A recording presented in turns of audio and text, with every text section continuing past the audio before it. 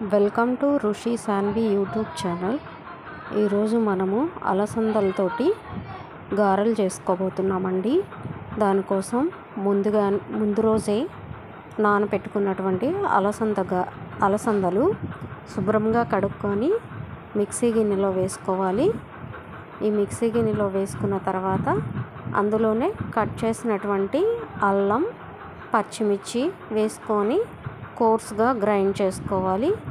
మెత్తగా గ్రైండ్ చేయకూడదండి. వీటిని కొంచెం పలుకులుగా ఉండేటట్లు గ్రైండ్ చేసుకోవాలి. చూడండి, ఈ విధంగా పిండి మొత్తాన్ని కూడా గ్రైండ్ చేసుకోవాలి.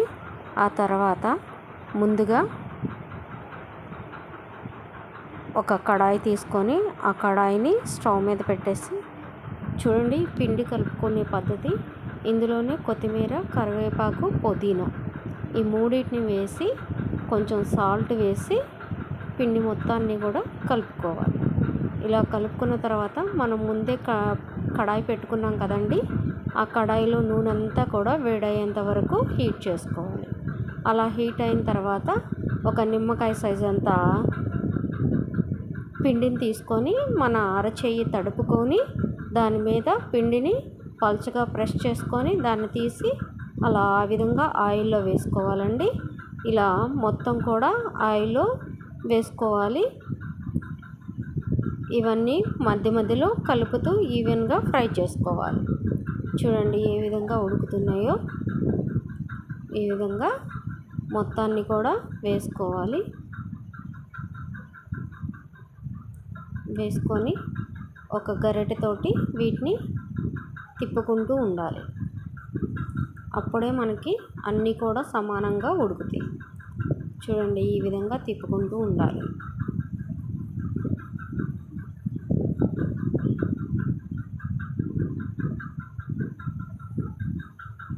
ఇలా తిప్పుతూ ఫ్రై చేసుకొని గోల్డెన్ బ్రౌన్ కలర్ వచ్చేంత వరకు కూడా వీటిని ఫ్రై చేసుకోవాలి. ఈ విధంగా ఫ్రై చేసుకోవాలి.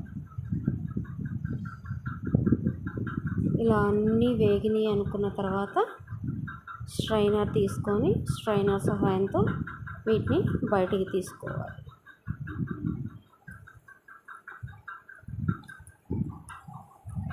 నేను ఈ అలసంద గారెలకి కాంబినేషన్గా చికెన్ కూడా వండానండి. చికెన్ కర్రీ చేశాను.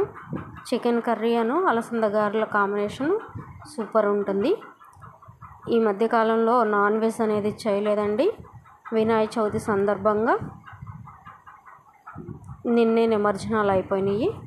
అందుకని చెప్పి మేము నాన్ వెజ్ తినలేదు. నవరాత్రుల సందర్భంగా వినాయకుడి నవరాత్రుల సందర్భంగా అందుకని చెప్పి ఈరోజు నాన్ వెజ్ తీసుకొచ్చుకున్నాము.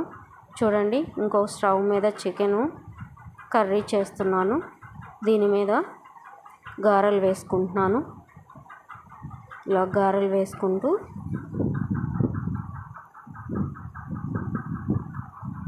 రెండిట్లోనూ ఒక దాంట్లో గారెలు, ఇంకో దాంట్లో చికెన్ కర్రీ చేసుకుంటూ ఉన్నాను. బ్రేక్ఫాస్ట్కి, సండే రోజు మార్నింగ్ బ్రేక్ఫాస్ట్కి ఈ విధంగా రెడీ చేశానండి. పిల్లలు చాలా ఇష్టంగా తిన్నారు.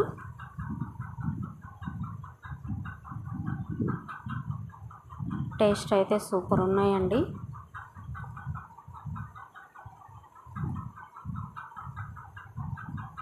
చూడండి, ఈ విధంగా ఇంకొక వాయికి రెడీ చేసుకుంటున్నాము. ఇలా గారెలు మొత్తం కూడా వేసుకోవాలి.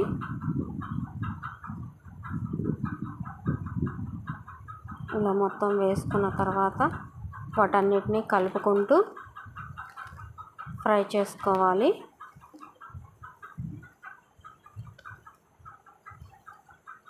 ఆ తర్వాత అవన్నీ గోల్డెన్ బ్రౌన్ కలర్కి వచ్చేంత వరకు కూడా ఫ్రై చేసుకొని ఈ మొత్తాన్ని కూడా తీసి ఇలా వేసుకోవాలి.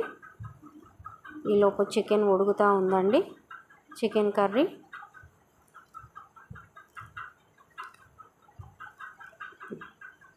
ఆల్రెడీ చికెన్ కర్రీ వీడియో అనేది అప్లోడ్ చేశాను, అందుకనే మళ్ళీ పెట్టలేదు. చూసారా ఫ్రెండ్స్, వేడి చికెన్ రెడీ, గారెలు రెడీ. మీకు కనుక నా వీడియో నచ్చినట్లయితే like, share and subscribe to my channel. మర్చిపోకండి, సబ్స్క్రైబ్ చేసుకోండి. ఇలాంటి వీడియోస్ అన్నీ వస్తూ ఉంటాయి. సబ్స్క్రైబ్ చేసుకోండి. నా వీడియో కనుక నచ్చినట్లయితే లైక్ చేయండి.